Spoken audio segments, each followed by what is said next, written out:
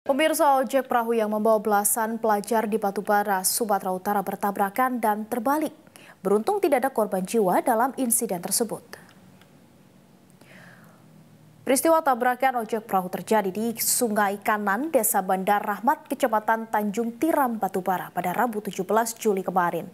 Kecelakaan berawal saat ojek perahu yang membawa sekitar 13 pelajar akan menyeberang ke Pelabuhan Tanjung Tiram. Namun tiba-tiba datang perahu nelayan dan menabrak ojek perahu. Akibat tabrakan itu, ojek perahu terbalik dan seluruh penumpang tercebur ke sungai. Nelayan yang berada di sekitar lokasi pun langsung menolong para korban. Dan kami mendapat informasi adanya ojek perahu membawa pelajar yang terbalik. Pejabat Bupati Batubara Heri Wahyudi kemudian menemui para korban dan memberikan bantuan seragam sekolah serta peralatan tulis.